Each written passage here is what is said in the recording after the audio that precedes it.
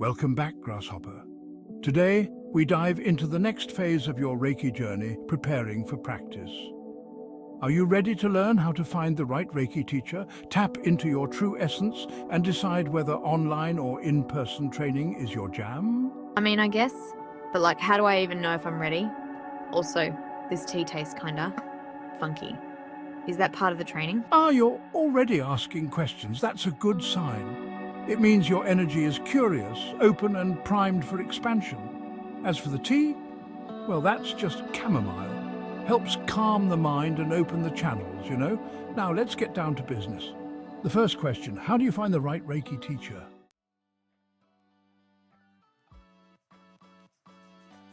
Isn't finding a Reiki teacher like scrolling through a dating app? You swipe, you check out their profile, maybe read some reviews, and hope for the best? In a way, yes. You're looking for someone who resonates with your energy, but it's not all about their profile, it's about their vibration. A good Reiki teacher should be someone whose energy feels aligned with yours, someone who walks the walk as well as talks the talk. First, you need to get clear on what you want from a teacher. Do you need someone who's super mystical with crystals and incense? Or are you more drawn to someone grounded, practical, and down to earth? Do you vibe with someone who offers more structure? Or are you looking for a teacher who lets the energy flow organically? Okay, so I'm basically looking for a Reiki mentor who vibes with me spiritually, but also kind of fits my personality. Got it. But how do I know if someone's legit? Great question. It's not just about the vibe, it's about integrity. When looking for a Reiki teacher, you want someone who's been trained through a credible lineage, meaning they've learned from a certified Reiki Master and are able to pass on the attunements properly. Attunements. That sounds intense. It's not as intense as it sounds, but it's definitely powerful.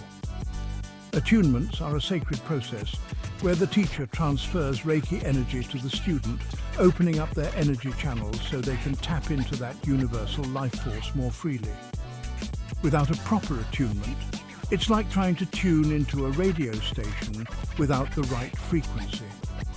Look for teachers who emphasize the importance of this and have a clear understanding of Reiki's lineage. That's how you'll know they're the real deal.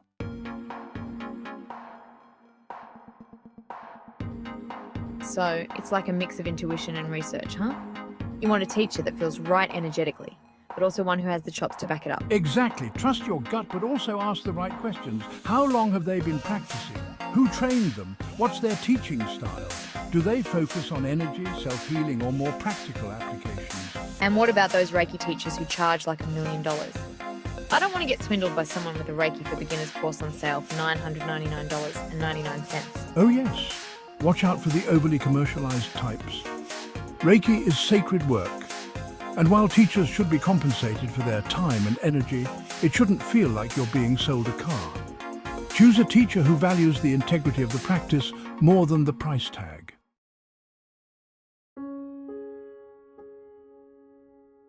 So, what exactly does a Reiki Master do? Just show me some hand positions and then let me figure out the rest. A Reiki Master is more than just a teacher. They're a guide, a mentor, and sometimes even a healer. They've been through the same journey you're about to embark on. They've learned to work with the energy and understand how to guide others into that space of healing. Their role is to attune you to Reiki energy, teach you the principles of the practice, and help you develop your own unique relationship with Reiki.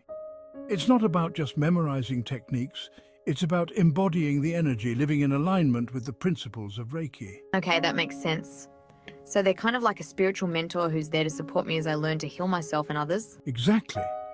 And a good Reiki Master will encourage you to develop your own practice, to trust your intuition and to tap into your inner knowing. They'll help you learn the traditional hand positions, but they'll also teach you to go beyond that, to really feel the energy, to understand how it moves and how it can be used for healing, growth and transformation.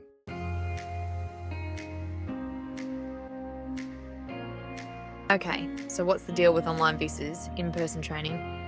Do I really need to be physically present to get the whole Reiki experience? Or can I vibe with it from home in my PJs? The great debate. The truth is, both options are valid, and it really comes down to what works best for you. In-person training offers that immediate hands-on experience, where you can feel the energy more palpably in the room, surrounded by others on a similar journey. There's a certain magic to being in that space, physically with a Reiki Master.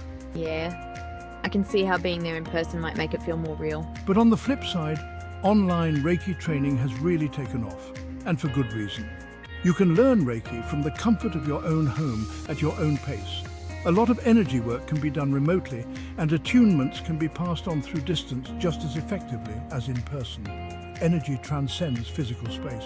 So it's really just about what feels right for me. Exactly. If you thrive in group settings and want that immediate in-person experience, go for it. But if you need flexibility, or if you're more of an introvert who likes to process things on your own, online training could be perfect for you. Either way, the energy is going to flow.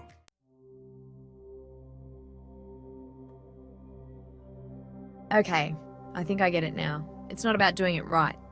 It's about finding what resonates with me, trusting the process, and letting the energy guide me. Exactly. The journey is yours to create, and the universe is here to support you every step of the way. Remember, you are the healer, the light, and the energy. Everything you need is already within you. And hey, don't forget to finish that tea. It's good for your aura.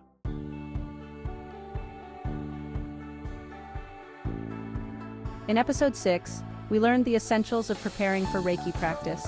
We explored how to find the right Reiki teacher, the importance of choosing someone with integrity and the right energy, and the role a Reiki Master plays in your journey.